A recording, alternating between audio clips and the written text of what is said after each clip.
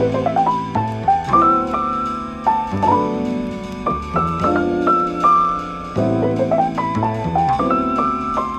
everyone, I'm Prashanna. I've been invited by Modern Midlife first here to do an unboxing of the new Polaroid i2. We just received this package. I just received this package yesterday, so we're very excited to open it. So let's start.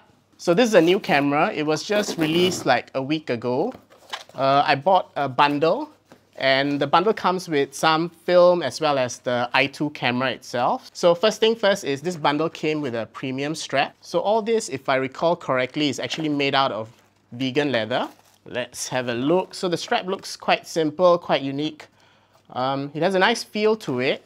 Okay, I'll put this aside. Okay, so when I ordered this bundle, it came with new film. So this is the new Polaroid packaging. This is the summer edition. The bundle came with 2 other packs of film as well. So if you look at these, one is a black and white I-type film, one is a color I-type film. Okay, last but not least, the thing we've been all waiting for. Looking at the packaging, it's very similar to the i1 actually. It looks very premium compared to the usual Polaroid packaging. So this is how the box looks like, okay? So at the top, the first thing you're greeted with is actually the instruction manual. And I kind of like how they designed it. They kind of designed it to look kind of like a Polaroid itself. Then it kind of unfolds for you to read the entire manual. But I think we're not gonna read the manual. We're just gonna go shooting. And it comes with this nice little picture of the i2. It's actually like a cross-section of how it is designed. I suppose you can hang this up if you really like it. Oh, there's another quick start guide. I don't think we'll read through that right now. We'll probably look through that later. I'm just gonna show you, okay? Okay. It comes in this nice velvety pouch. So I'm just gonna pull it out. It actually comes with its own handle. Okay, but it's quite a small handle. It also comes, I suppose this would be the charging cable. Yeah, so it's just a USB-C to USB-C cable. I'm gonna unveil the camera. Okay, so this is the camera. It feels very nice. The plastic is actually very comfortable, very nice to hold and grip onto. Personally, I kind of like how it feels. It comes with a lens cap as well to protect the lens element. So the lens was actually designed by engineers that used to work at Olympus for about 30 years. Okay, so looking at the camera itself, you can see the shutter button, the flash. This is the viewfinder, the LiDAR rangefinder. On top, the toggle switch, it has a nice tactile feel to it. So you'll use this to change many of the settings on the camera. Then you have this exposure compensation dial as well. It has a nice clicky feel as well, very good tactile feel. Looking at the back, you'll see a sync port, a USB-C cable. So this is the external display on the camera. It shows you all the settings in one quick glance. The first mode, of course, is the automatic mode. The next mode is actually aperture priority. You can see that logo changing. The next mode following that is your shutter speed control. For those who want all the controls possible, you can switch on to the manual mode. However, this doesn't give you any control of the focusing. It only allows you to manually control the exposure. For creatives out there, you can actually do multiple exposures of 4 shots, 3 shots, or 2 shots. And last but not least, you have a self-timer mode if you want to take a group shot and there's no one else to help you. So this is the quick unboxing of this camera. After this, we're going to talk about this camera and a few other older Polaroid variants. Thereafter, we're going to bring it out and test it out and see how it performs as a camera and whether it's a suitable replacement for your existing Polaroid cameras.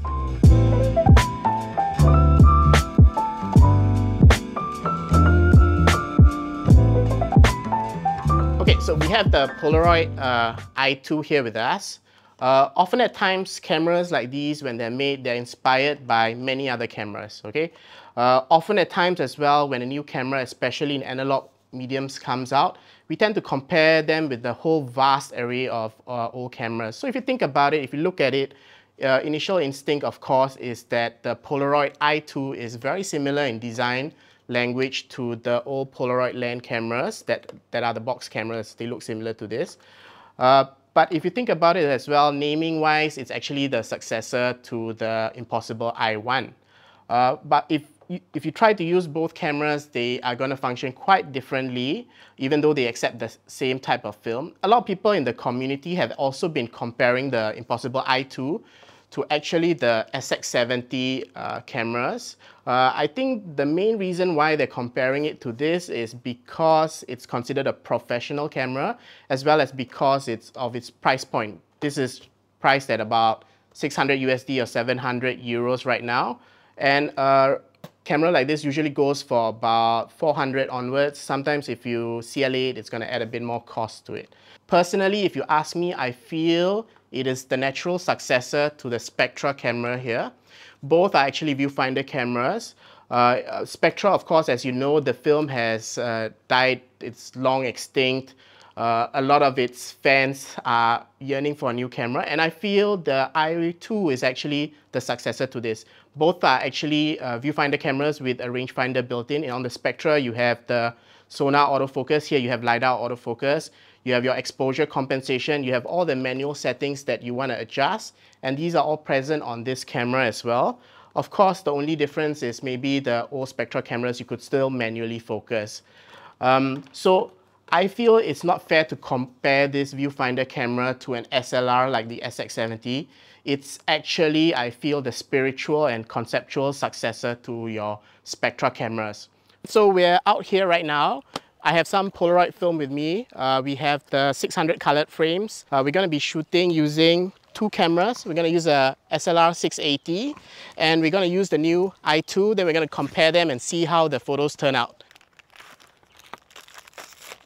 First thing, it'll tell me the lens cap is on. I'm just going to remove it. Once I open the film door, you can actually pick the camera, the film type that you want. You just press this button and then you rotate to SX-70. So this is 600 film. I'm going to switch to 600 film here. I'm going to put that in. And then the dark slide should auto eject. Okay, so this camera is good to go.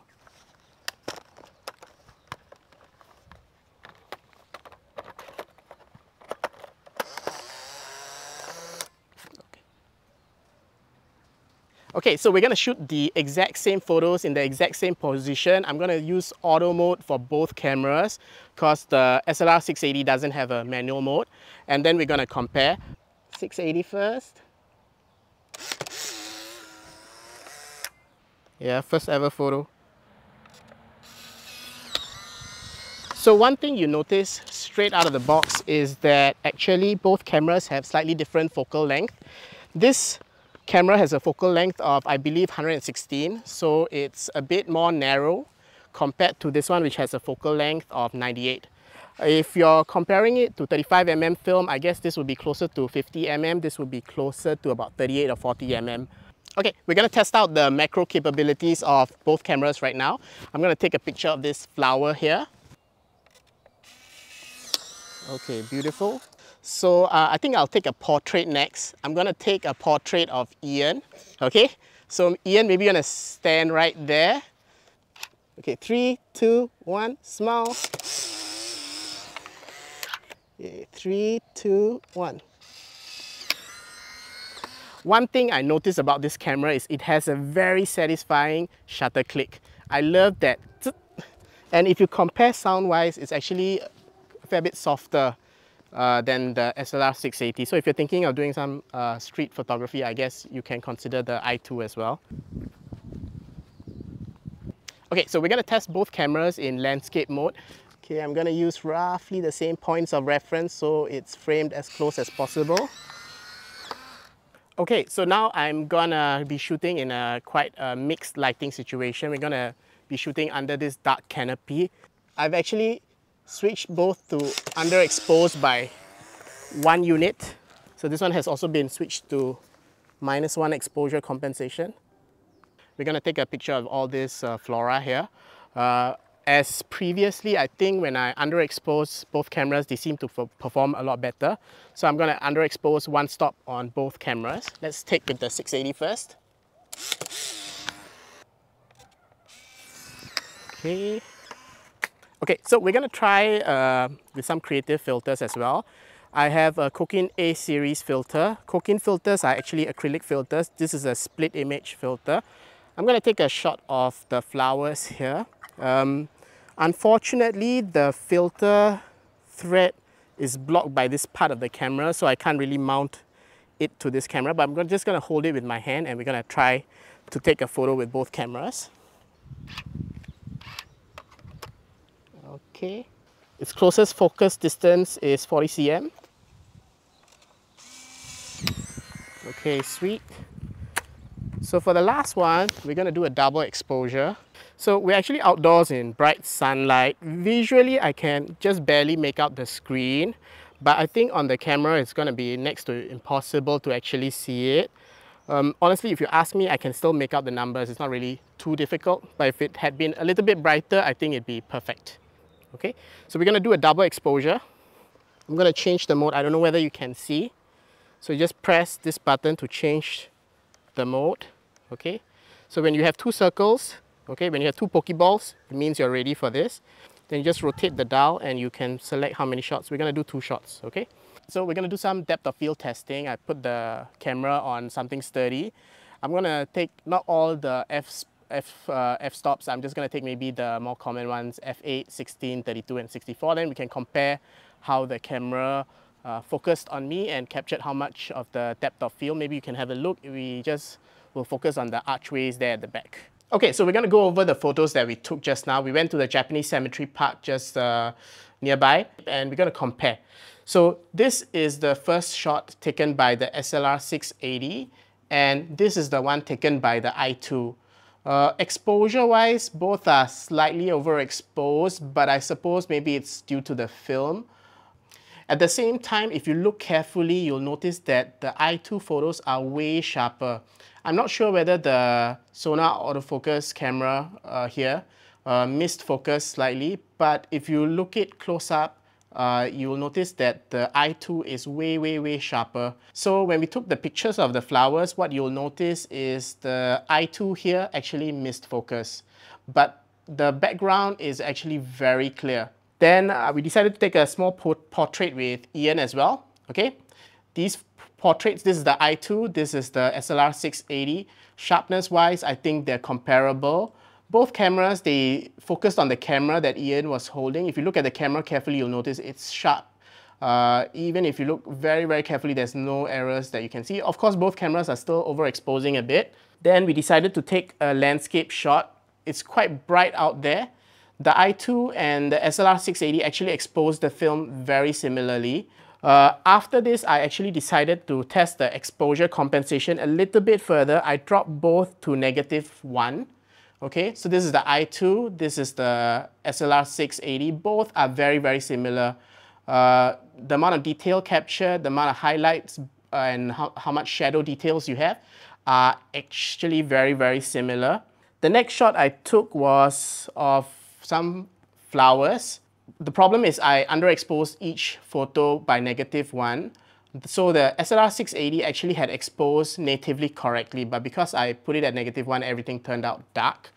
But the I-2 -1 seemed to work well. So I feel that the I-2 tends to overexpose the images ever so slightly, so it might be good to play around with the camera and your film stock and see what works out well. So we decided to use some creative filters. We use a split image filter. So you'll see like a double image on the filter itself. So I think the SLR-680, this was taken at -1 exposure. It did a pretty good job. The I-2 did an amazing job in sharpness, but because it is not an SLR camera, sometimes it's a bit hard to use creative filters that are multi-image filters because you don't know how your image is going to look like. But I guess that makes for happy accidents. With the I-2, we used the double exposure setting as well, and I took a photo of Ian. The first photo was Ian against the sky, so he appeared backlit and dark. Then I took a second image of some flowers, and these flowers, they were superimposed on his dark silhouette, and this image turned up. I think it turned out pretty well, but of course, maybe I should have dropped the exposure a little bit more and it would appear a bit better. Personally speaking, if you ask me about sharpness, there is little in comparison to the glass lens. I think what Polaroid has been mentioning is quite true. high-grade optical plastics are highly comparable to glass elements in cameras that are 50 years old. We do have some photos of the depth of field as well, which I want to really quickly cover. So this shot was taken as f8. So you can see it has a very nice bokeh at the back. Personally, I quite like how it turned out. I guess the equivalent of this would be like an f3 depth of field on a 35mm camera. We took another one at f16. I think you can just start to make out the background as well. It's a bit more clearer at the back compared to the f8. For f32 and f64, I feel there's very little difference in depth of field at this point. Both look equally crisp at the back. The f64 looks a little soft. It could be just due to diffraction of the image as well. All these images I shot as -1 underexposed. So it was one stop underexposed. After that, we decided to do some testing with the camera as well. We did an unofficial sharpness test. We took a photo of a sharpness target. Okay, this isn't really very scientific, but we just wanted to see how much detail could be captured. Actually, there are lines that are captured very clearly, and I think if you're actually bothering to pixel peep so much, there's no real benefit in shooting Polaroids, you know. Polaroids are a creative, fun thing, so if you're gonna look at details such as macro detail, sharpness and all that, then I think probably it's pointless even shooting this. You should probably shoot digital or probably use film cameras with macro lenses. So we just finished shooting, and this was my first time shooting with the I-2. So I'm just gonna cover a little bit about how the ergonomics and all that of this camera was. So as I was shooting, the more and more I shot, the more and more I felt that it actually mimics a Polaroid Spectra camera like this. It's more or less has all the manual controls of a Spectra camera like this as well. Unlike the SX-70, it's not an SLR, so I don't think it's a fair comparison to compare a viewfinder camera with something such as this, which is an SLR. Personally, I would have much preferred if the shutter button was here, because I like to hold it like that. Okay, but some of you may be used to holding it like that, so you might not find any issues there. I do worry that sometimes if you don't pay attention, the dial might click away. Another thing I did notice about the camera is if the lens cover is on, there'll be a lens cover error, which is not present on any of the other Polaroid cameras. So I think this is an excellent thing that Polaroid has incorporated into the software or the design of this camera. The only grievance, I guess, is the batteries are not user replaceable. The other thing, of course, also being, I wish that this lens was flush with this part here. So I had some Cocaine A filters, but the filter holder itself kept getting blocked by this, so I had to hand hold the filters, for when trying some creative shots. I'll probably test out the camera a bit more, and we will, if you have any questions, of course, feel free to comment down below. As I use the camera more and more, I'll be able to answer you better. So we're done with our quick review. Maybe we'll do a more in-depth review with a bit more scientific testing. If you're keen, feel free to comment below. We're more than happy to answer any of the questions you have. As I mentioned before, I do feel the I-2 is not even comparable to the SX-70. They're just simply different cameras. One is an SLR, one is a viewfinder camera. For those who have been missing shooting on a Polaroid Spectra kind of camera, I would say this is its true successor. So if you can, move on to this. Otherwise, it's an improvement in all regards, but there are further things that Polaroid can improve on. Needless to say, it being $600 US or 700 euros comes at a higher price point. I wouldn't really recommend this to anyone who's just starting off with Polaroid photography. If you're just starting off, then I would suggest you look at their more entry-level models that are a bit more affordable. For those who have been shooting Polaroid for quite a while, or those who have been shooting digital for quite some time and want to jump into a Polaroid camera that has manual functions, I think this is a fantastic step up. It has a lot of functions. I do hope Polaroid continues to improve on this. If the I-2 was such a big improvement from the I-1, I can't wait to test out the I-3 as well when it finally does come out. This is the end of our quick review. If you have any questions, feel free to comment down below. If you like this video, please remember to like and subscribe, and I'll see you in the next Instant Film episode.